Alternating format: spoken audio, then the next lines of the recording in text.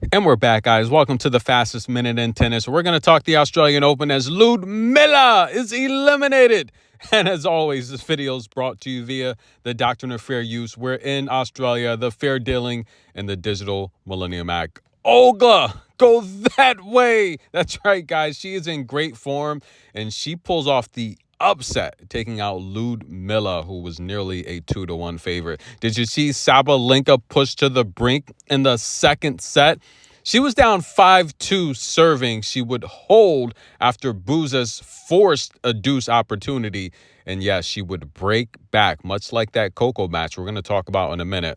That second set was a scare for the world's ranked number 1 and the world's ranked number 3. Buzas Monero played solid baseline tennis, guys. She really put the pressure on Sabalenka. And look, when you're playing with house money, you have nothing to lose, and Jessica really stepped up. This has to be a confidence booster for her. Big game Jessie P. She takes out Elisa Mertens. Listen, guys, Mertens is a veteran, guys. That's right. She's getting up there in age. A lot of people forget she's got a couple slam titles here at the Australian Open with Arena Sabalenka. Hits hard. That's right. But I just feel Jessica Pegula, everything Mertens does, Pegula does just a little bit better. Ooh, tough day for Mertens. I don't think she's that healthy as well, guys. What about Belinda Bencic? Boy, does she hit hard, ladies and gentlemen. She takes out Susan Lemans, and next up for her, she's going to be taking on Osaka, where she owns the head-to-head in that matchup. Konnichiwa, ladies and gentlemen. That's right. Andreeva in a battle here. We saw a lot of the top seeds just push to the limit. Now, Uchima, guys, she was serving for the match. You see the score there, 5-4, 15-love. Mirra would win the next 4 points, and she would get the break and not look back. I felt Mirra really rose to the occasion. She showed that mental maturity, and having Martinez as your coach is a big lift, big confidence booster. But an official upset alert complete. That's right, guys. Did you see this play here? Laura Siegemund, she went banana in the tailpipe. She went over. She brought Kenin forward, then went over the head. The short balls, guys. She literally had Kenin just on roller skates all day, taking her time, of course. And look, I think the service clock is just slowing the game down. Before the service clock, yes, players could get away with it here and there, but just not having the clock forced players to rush. Now you know you got 25 seconds. Once that's up on your second serve, there's no serve clock. They are abusing the second serve. But nonetheless, Laura Siegemund played a fabulous match. In case you don't know, this is the first top 10 win by a German player since Kerber did it here. 2016, ladies and gentlemen. That's right. Here at the Australian Open, the first top 10 win for a German player since Kerber did it in 2016. Does anyone know who she beat? Trivia, answer in the comments. Kenin upset, but she didn't have her coach. You know, what do you expect? The hard-hitting Clara Tauson. She takes out Tatiana Maria, and look, it kind of went how I said it would go, but she's going to have a match with Sabalenka next, and I think that could be an upset alert. That's going to be a firefight. Tauson, she's going to win a lot of those exchanges because she's going to overpower Sabalenka. That's going to be a good match. I'm just concerned about her movement, so stay tuned for that. What about Karolina Muchova? 3.5-1 favorite against Osaka? Are you crazy, man? That's a lock. We got Osaka winning that match despite losing the first set. Patrick, good in-match adjustments. I knew he would come through. Osaka was happy. Look, she said she's thankful just to be playing in front of the crowd here and to be back. You know, she talked about how at the U.S. Open she had the best outfit ever, and Muchova ruined it by beating her. She was a little slow.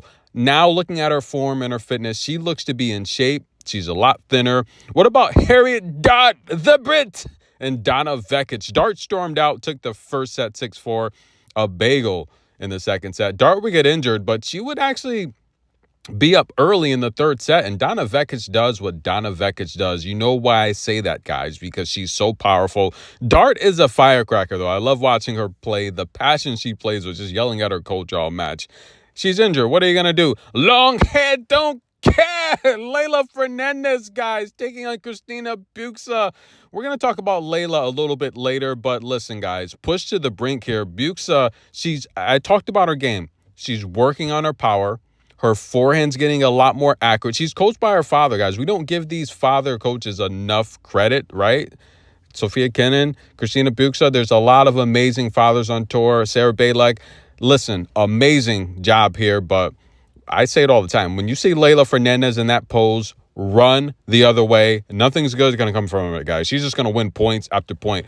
Mom was like, Coco, what's going on, Coco? And the first set was pretty straightforward, right? The second set, a huge dip in Coco's productivity. She stormed out of the gates fast. It looks like she was on cruise control, but listen, no disrespect to Jodie or any other player, but when you are the better ranked player, sometimes when you're playing a match, everyone expects you to win. You play down to your opponent's level. Look, I've done it many a times where, and you guys that haven't played sports and you watch these matches on TV and you're like, this team is so much better than this other team. Why are they letting them hang around? Because you get into these matches where I'm not saying you're not playing 100%, but you kind of get lured into a sloppy match where the other team, you can beat them, and you're just kind of going through the motions, all right? It's like a Monday at work, so to speak. Now, much respect to Jodie. You guys came through in the community. You said she played an amazing match. Put respect on her name. She's been in 27 lower level championship matches on the ITF. She's won 13 of them between singles and doubles. She has a lot of experience. Just when it comes to the main tour, she hasn't gone deep in tournaments. And look, sometimes it's just tough getting in these tournaments, right? You got to have connections. But the reality here is I expect her to have a great grass season. I expect her to be, regardless where she's at in ranking, she's going to be in Wimbledon for sure with this performance here. And I expect her to get wild cards if needed in any of those grass tournaments. So I think this could be the spark that really jumpstarts her career. A couple of years ago, look, she was there, but injuries have kind of put her back. I think she's on the right track now. She's got a lot of power.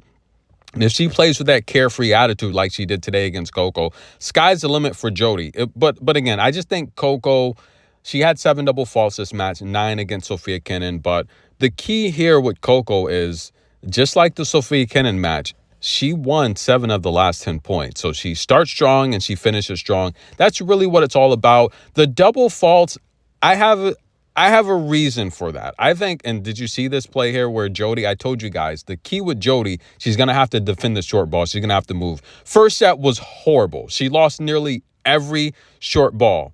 But the second set, she had in that 70 percentile range, winning points at the net. She started to move and run and play harder and aggressive. Why not? It's the biggest stage. And I think the crowd just starting to cheer for her, just kind of gave her that extra momentum to really play harder.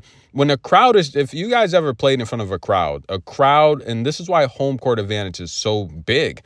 A crowd can literally spark that flame to make you go on a run and win a match. This is why the best, most amazing things happen in sports, like the last couple minutes when the home crowd is down. They get that momentum, their blood starts flowing, and that momentum carries them to do something miraculous and amazing. And yes, but yeah, to see Coco,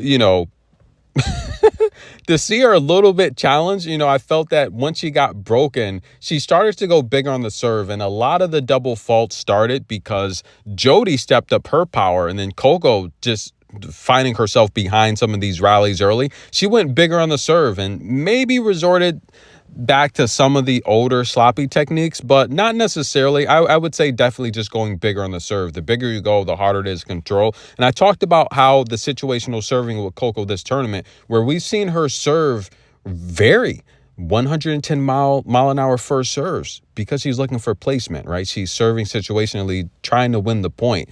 So I think she went bigger. And again, if you haven't been going big all match and you start to go big to try to end it short, you can make mistakes. So that's what I think happened. But nonetheless, another beautiful post-match interview. She talked about when she turns 21, she might have a drink with her dad. Yeah, that better be apple cider, Coco. All right, what do you think? But nonetheless, guys, Coco wins. That's the quickest minute in tennis. I do want to take a look at some of the other matches that went on. How about Dana Snyder? She takes out Ayla Tomljanovic, guys, backed by 3 aces, 68% of her first serves, 5 for 8 on breakpoint opportunities. A lot of people think Diana can go far.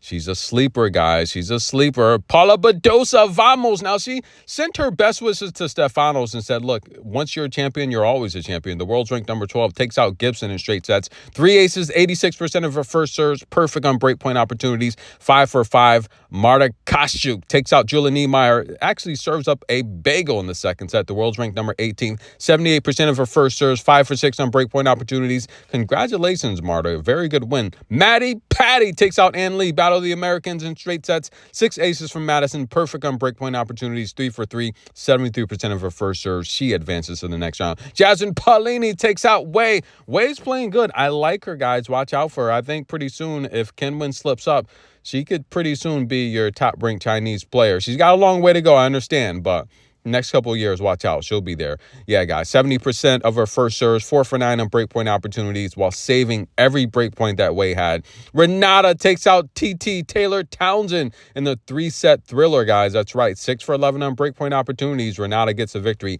Ons, the best shot maker in the world, takes out Angelina, backed by 5 aces, 68% of her first serves, 6 for 8 on breakpoint opportunities. She advances. Kunamatova takes out Olivia Gadecki. I mean, well, what do you expect? She's back, ladies and gentlemen.